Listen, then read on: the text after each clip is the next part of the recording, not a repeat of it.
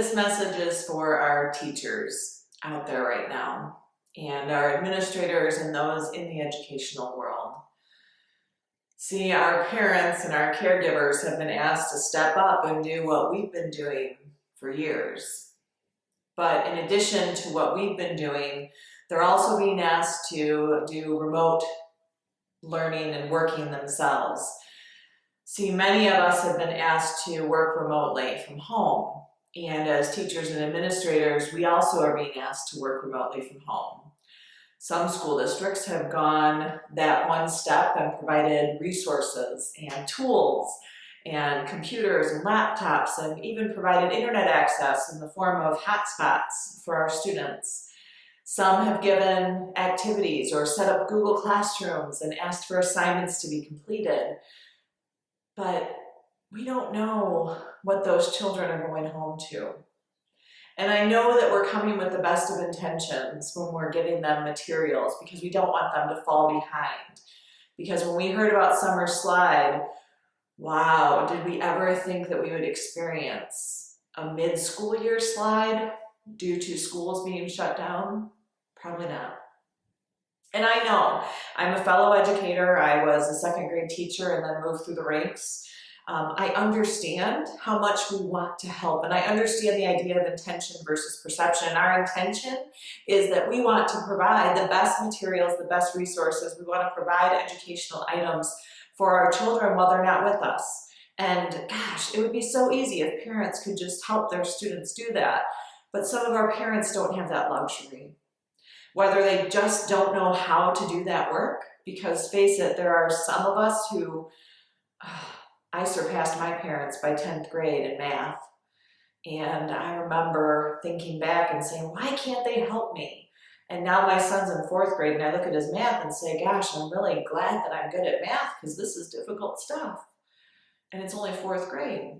I can't imagine trying to help my son in science if he was in chemistry or AP biology. So I'm going to ask all of you teachers, if you're giving assignments as options and just saying, if you're curious, feel free. But if you're still grading those assignments, please stop.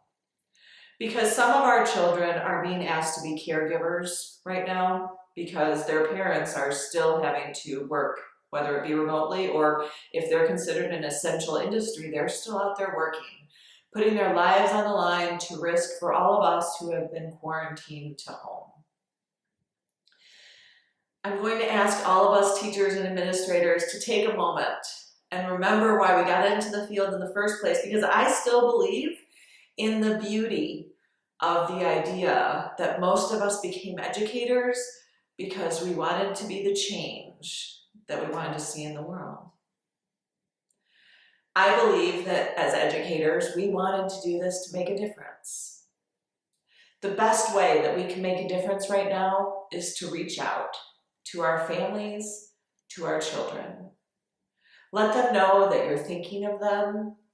Let them know that you'll be there to help them as soon as school gets back in session. Give them a call, email them. I've seen some really great things on social media of teachers reading books to students or creating Zoom meetings. And that's wonderful for the children who are able to participate, or for the parents who are able to show social media to their children, or even for those who have social media. But a simple phone call, a simple letter, those are things that go a really long way. And I ask all of us to take a moment, give ourselves permission to not worry so much about the academics, because that will come. 10 years from now, they're not going to remember what we taught them. They're going to remember how they felt during this time. Did they feel safe and secure, or did they feel nervous and anxious? Did they feel upset because they were afraid that they weren't going to get their assignment in, or they weren't going to graduate the grade they were in because teachers wanted them to turn in materials? Or were they going to say, man, I remember my teacher, she reached out and she wanted to make sure that my family was all safe. That's what's going to make a difference. Remember that we have to be in this together.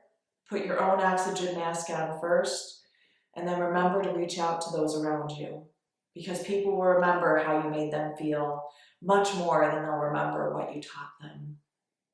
Thank you so much.